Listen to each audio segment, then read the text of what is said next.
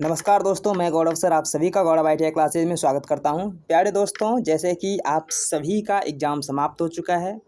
अब जो भी सेकेंड ईयर वाले हैं उन सभी का एग्ज़ाम समाप्त हो चुका है। अब उसके मन में सिर्फ एक ही सवाल आ रहा है, अब तो ITI क्लियर हो चुका है, अब ITI के बाद क्या करें? यानी कि सबसे अधिक जो आपके दिमाग में अभी आ रहा है कि ITI के बाद क्या करें? ऐसा बात नहीं है कि ITI के बाद आपका कोई ऑप्शन आपके पास नहीं है। ITI के बाद आपके पास इतना सारा ऑप्शन हो गया, जिस तरह से कि आप देखते होंगे कि एक रेलवे प्लेटफ़ॉर्म से ढेर सारी पटरियाँ निकल रही होती है, लेकिन ये कन्फ्यूज़ हो जाते हैं आप कि कौन-सी पटरी पे कौन-सी ट्रेन आने वाली है। इसी प्रकार से आप ITI कर चुके हैं। जिस तरह से 12th करने के बाद आपके पास ढेर सारे ऑप्शंस आ जाते हैं कि आपको किस क्षेत्र में जाना है, उसी तरह से अब आप ITI कर चुके हैं। आपके पास ढेर सारे ऑप्शंस हैं, आप जिसको चूज़ करिएगा आप अपने अकॉर्डिंग जिसे चूज़ करिएगा उसमें आप आगे बढ़ सकते हैं। आपके पास ढेर सारे ऑप्शंस हैं, जिसमें से मैं यहाँ पे मात्र 5 ऑप्शंस को लिखा है। ढेर सारे आपके पास है, यही सिर्फ 5 ही ऑप्शन आपके पास नहीं है, आपके पास और भी ढेर सारे ऑप्शंस हैं। लेकिन सारा का सारा जो है इसी 5 ऑप्शंस के अंदर हम आपको वो सारे चीज़ बताने वाले हैं कि आप क्या कर सकते हैं ITI के बाद। इसके बाद आपको कहीं भी किसी से पूछने की आवश्यकता नहीं पड़ेगी कि आपको क्या करना है, बल्कि आप दूसरे को एडवाइस देंगे कि इसके बाद आपको क्या करना चाहिए, ठीक है? तो चलिए हम शुरू करते हैं आज के वीडियो में। हम इसमें पूरे डिटेल में समझेंगे कि आपको आपके अकॉर्डिंग, आपके क्षमता के अकॉर्डिंग आप क्या कर सकते हैं, ठीक है? तो चलिए हम शुरू करते हैं। हो सकता है आपका आज का जो वीडियो है थोड़ा लंबा चले, 10-15 मिनट आपका लग जाए, लेकिन इसके बाद आपका सारा का सारा कन्फ्यूजन दूर हो जाएगा, ठीक है? आप लोगों को यही लग रहा होगा कि ये इतने सारे ऑप्शंस हैं हमारे पास, लेकिन करें क्या इसमें से, ये हमें समझ में आ ही नहीं रहा है, ठीक है? तो चलिए हम शुरू करते हैं। देखिए, सबसे पहला ऑप्शन होता है अप्रेंटिसशिप। अगर आप ITI किए हुए हैं तो आप अप्रेंटिसशिप अवश्य करें, क्योंकि ITI से आपको सिर्फ़ व सिर्फ थोड़ा बहुत नॉलेज आपको मिला है, कुछ थियोरेटिकल मिला है, कुछ आपको प्रैक्टिकल नॉलेज मिला है, लेकिन आप पूर्णतः आप तैयार नहीं हैं कोई भी काम करने के लिए। यानी कि आपको ITI में सिर्फ दिखाया गया है कि आपको ये सारा काम करना पड़ेगा, उसमें से कुछ चीज़ें आपको सिखाया भी गया है, लेकिन आप सेमी स्किल्ड हैं, यानी कि आप आधा अधूरा सीखे हुए एक तरह से कह सकते हैं वर्कर हैं, ठीक है?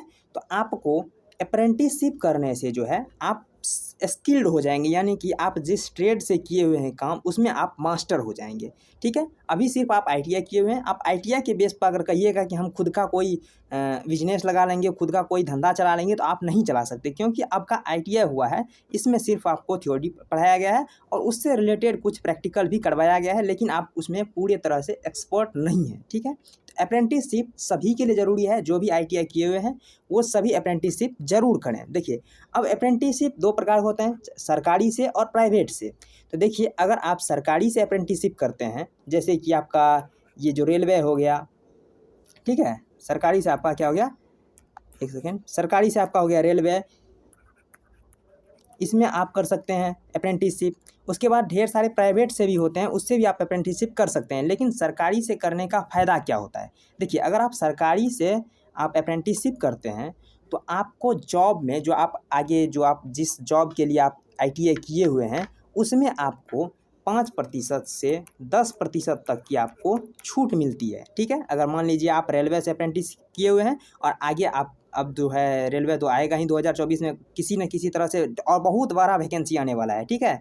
तो उसमें जो है आपको, अगर आप रेलवे से अप्रेंटिसशिप किए हुए हैं तो उसमें आपको 5 से 10% का रिलैक्सेशन मिलेगा, यानी कि आपको उसमें छूट मिलेगा। जबकि प्राइवेट से करने के बाद आपको सरकारी जॉब में किसी भी प्रकार का छूट नहीं मिलने वाला है, ठीक है? प्राइवेट से आप करेंगे तो वहाँ पे एक्सपीरियंस मिलेगा, अप्रेंटिसशिप जो है वो आपको सरकारी में वहाँ पे कोई भी आपको छूट नहीं मिलने वाला है। अब अप्रेंटिसशिप का समय क्या होता है? अप्रेंटिसशिप का समय होता है 1 साल का, ठीक है? आप 1 साल चाहे सरकारी में करें चाहे प्राइवेट में करें, 1 साल का आपका अप्रेंटिसशिप का समय होता है। आपको पैसा कितना, यानी कि आपको देना नहीं होता है, आपको पैसा मिलता है, यानी कि यहाँ पे आपको सिखाया भी जाता है और साथ ही साथ आपको पैसा भी मिलता है। तो वो आपको पैसा कितना मिल जाता है? वो मिल जाता है आपको 8,000 से लेकर के 14,000 तक। जिस तरह की कंपनी होगी उस हिसाब से आपको स्टाइपेंड के रूप में ये पैसा मिलता है। आपको 8,000 से लेकर के 14,000 के बीच में आपको कुछ भी मिल सकता है, और अधिकतम आपको 11,000 मिलेगा, ठीक है? अधिकतम आपको 11,000 मिलता है, ठीक? तो एक डाटा है 8,000 से 14,000। उसके बाद आपको अगर आप अप्रेंटिसशिप कर लेंगे तो उसके बाद आपको ATC का एक सर्टिफिकेट मिलेगा, यानी कि अप्रेंटिसशिप ट्रेनिंग सर्टिफिकेट, ठीक है। उसके बाद आपका अप्रेंटिसशिप क्लियर हो जाता है। तो देखिए, अगर आप ITI कर चुके हैं तो आप अप्रेंटिसशिप ज़रूर करें, ठीक है। चलिए अब हम दूसरे ऑप्शन की तरफ चलते हैं।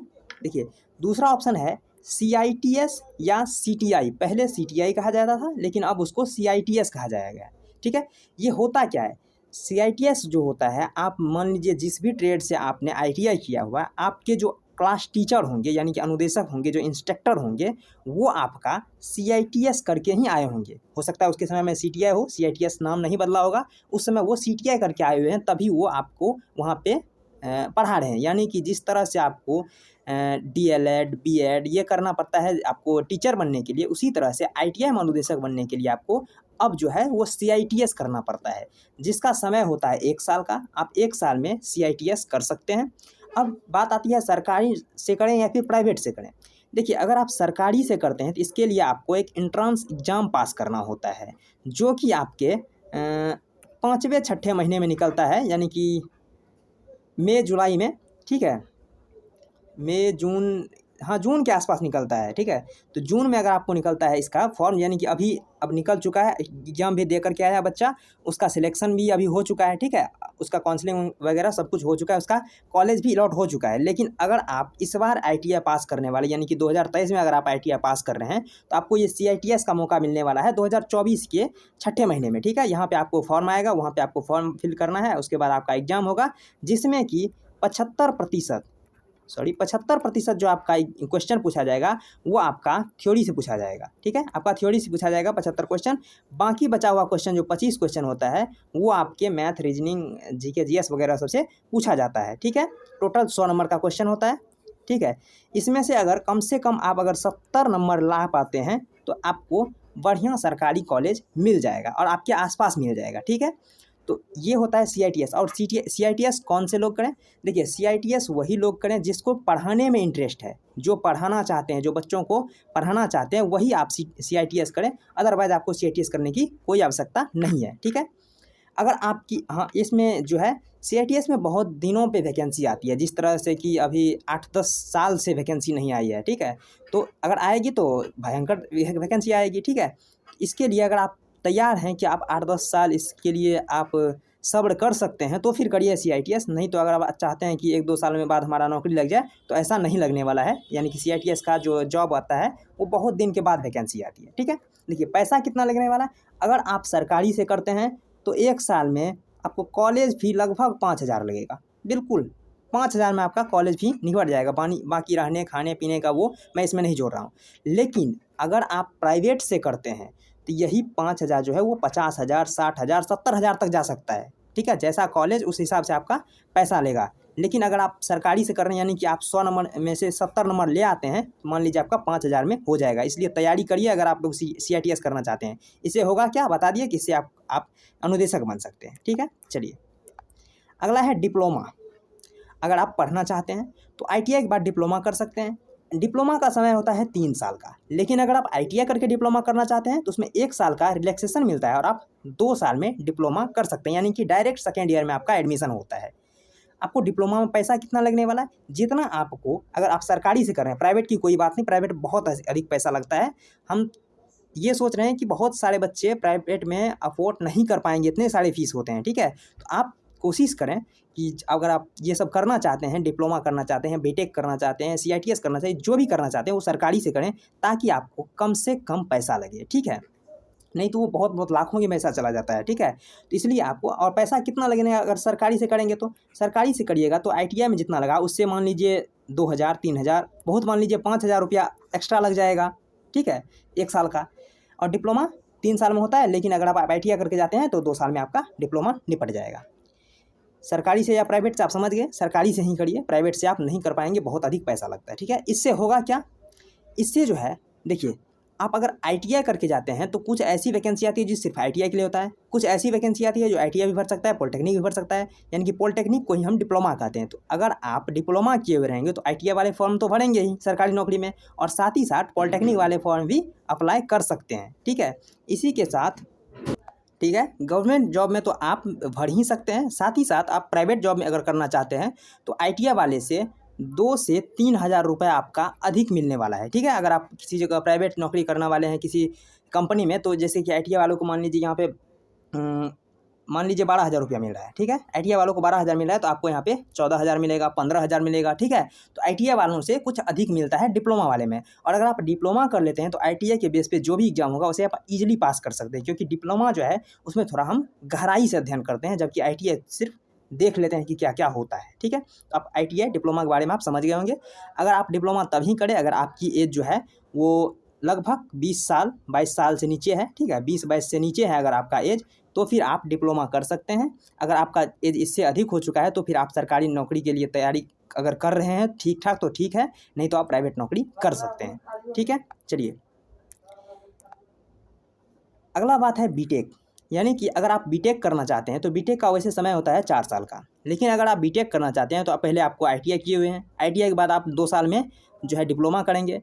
अब 2 साल अगर आप डिप्लोमा कर चुके हैं उसके बाद अगर आप बीटेक करिएगा तो डायरेक्ट सेकेंड ईयर से आप लोग एंट्री ले सकते हैं और आपको 3 साल में आपका बीटेक क्लियर हो जाएगा। ठीक है, सरकारी से या प्राइवेट से फिर बात करते हैं। अगर आप सरकारी से करते हैं तो आप बच जाएंगे, अगर प्राइवेट से करते हैं तो लुट जाएंगे। ठीक है, इससे होगा क्या, इससे आपके ढेर सारा कैंपस प्लेसमेंट होता है जिसमें आप जा सकते हैं। इसमें बहुत अधिक पैसा मिलने वाला है, लेकिन पढ़ाई भी कई गुना ज़्यादा करना पड़ता है, यानी कि ये ITI का ना 10-12 गुना अधिक पढ़ाई करना पड़ता है। तो इसलिए अगर आप चाहते हैं आगे पढ़ने के लिए तो आप बीटेक कर सकते हैं। ठीक है, अगर आपके गार्जियन आपके माता पिता अगर अफोर्ड कर पाएंगे तो आप आगे पढ़ाई कर सकते हैं। लेकिन याद रखिए अगर आपकी उम्र अधिक हो चुकी है, यानी 22 साल पार कर चुके हैं, 21-22 साल अगर पार कर चुके हैं, तो ये सब मत करिए। आप अपनी सरकारी जॉब या फिर प्राइवेट जॉब में लग सकते हैं, इस समय मत जाइए। ठीक, अगला 5वां बात होता है प्राइवेट जॉब। ये उन लोगों के लिए है जिसका उम्र जो है 22 साल 23 साल पार कर चुके हैं, उनके लिए अब ये प्राइवेट जॉब उसके लिए लेना ज़रूरी हो जाता है, क्योंकि 22-23 साल में आपकी जो है आधी एज निकल जाती है। अब आपके जो पेरेंट्स हैं वो आपसे आशा लगाते हैं कि आप कुछ कमाएं। ठीक है, आप हमेशा पढ़ते ना रहें, क्योंकि ये 22-23 साल बहुत उम्र हो जाती है आपको पढ़ने की। ठीक है, तो आप प्राइवेट जॉब कर सकें। प्राइवेट जॉब में आपको जो है सैलरी, जो शुरुआती सैलरी है वो 10,000 12,000 15,000 मिल सकता है। ठीक है, 15,000 मिल सकता है, या कहीं-कहीं अधिक भी मिलता है, जैसे कि ढेर सारी कंपनी है जैसे मारुति सुजुकी, टाटा मोटर्स वगैरह है, इन सब में बहुत अधिक भी पैसा मिलता है आपको, और साथ ही साथ एक्सपीरियंस के बेस पे आपका बढ़ता भी जाता है। तो आप प्राइवेट नौकरी भी कर सकते हैं। अगर आप ITI किए हुए हैं ना, अगर आप ITI नहीं किए हुए हैं तो आपको कहीं जॉब नहीं मिलने वाला, ये समझ लीजिए। ठीक है, अगर ITI कर लिए ना तो कोई भी कंपनी आपको ईजिली जॉब पे रख लेगी। ITI से इतना तो बेनिफिट हो ही गया, यानी कि अगर किसी का अगर एज बहुत पार होता जा रहा है तो आप उसे सुझाव दे दीजिए कि आप ITI कर लीजिए, उसके बाद किसी भी प्राइवेट नौकरी में आप आसानी से जा सकते हैं। ठीक है, चलिए अब अगला बात है ये कि गवर्नमेंट जॉब। तो अगर आपके उम्र अभी बचा हुआ है, आप पढ़ाई कर सकते हैं, तो गवर्नमेंट जॉब की तैयारी ज़रूर करें। ठीक है, और सबसे जो अधिक वैकेंसी आती है वो आता है DRDO में, इसरो में, उसके बाद भेल, गेल, सेल, ढेर सारे ऐसे ऑप्शंस हैं जिसमें कि आप ITI किए हुए हैं, लेकिन कि आपको थ्योरी मजबूत करना है, मानी कि थ्योरी आपको जीभ पे रटा हुआ रहना चाहिए। आप इनमें से किसी भी जॉब को ईजिली आप क्वालिफाई कर सकते हैं, यानी कि 70% से 75% क्वेश्चन पूछा जाता है आपके थ्योरी से। किसी भी एग्जाम में आप बैठ जाइए, तो अगर आप ITI की बेस पे किसी भी एग्जाम लेना चाहते हैं सरकारी, तो आपका 70 से 75% क्वेश्चन पूछा जाता है आपका थ्योरी से।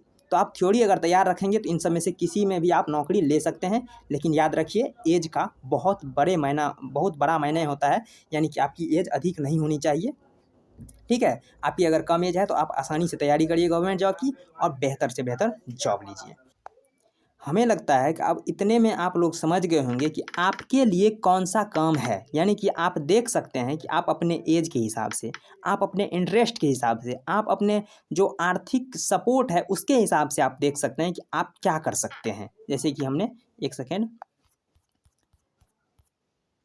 इधर बात किया, जैसे कि आपको हम बता देते हैं कि आप अप्रेंटिसशिप कर सकते हैं। अगर आप ITI किए हुए हैं तो अप्रेंटिसशिप जरूर करिए। ठीक है, ये आप सबको करना ज़रूरी है, मैंडेटरी है ये। ठीक है, प्राइवेट जॉब अगर आपके पेरेंट्स अफोर्ड नहीं कर पा रहे हैं, आपके जॉब यानी कि आपकी उम्र अधिक हो रहा है, तो आप प्राइवेट जॉब अवश्य करिए। अगर आपको पढ़ाने में इंटरेस्ट है और आपके पास एज बचा हुआ है, यानी कि आप अगर मतलब कि इंतज़ार कर सकते हैं 5-10 साल, तब तो आप CITS करिए, अदरवाइज़ आप नहीं करिए, ठीक है। और डिप्लोमा, अगर आपकी एज बहुत कम है, आप अभी मान लीजिए 10th के बाद या फिर 12th के बाद ITI किए हुए हैं, तो आप डिप्लोमा आराम से कर सकते हैं, बीटेक भी कर सकते हैं और फिर गवर्नमेंट जॉब की तैयारी भी कर सकते हैं, अगर आप अभी 10th 12th की बेस पर आप ITI किए हुए हैं तो, ठीक है। तो इसके हिसाब से आप देख सकते होंगे कि आपके लिए कौन सा इसमें सूट करता है आपके लिए, आप इसमें से कौन सा ऑप्शन चूज कर सकते हैं। हमें लगता है इसके बाद आप कंफ्यूज नहीं रहेंगे, ठीक है। अब आप खुद दूसरों को एडवाइस दे सकते हैं कि आप क्या क्या कर सकते हैं। देखिए आपके पास कितना सारा ऑप्शंस आपके पास खुल करके आ जाता है। तो आज के लिए बस इतना ही। आप सभी को बहुत बहुत धन्यवाद इतने आप ध्यान से सुनने के लिए। आप सभी अपने अनुरूप जो भी आपका इसमें से ऑप्शन था उनको आप चूज करिए और साथ ही साथ अच्छे से आप पढ़ाई लिखाई करिए और मिलते हैं हम नेक्स्ट वीडियो में। तब तक के लिए धन्यवाद। जय हिंद, जय भारत।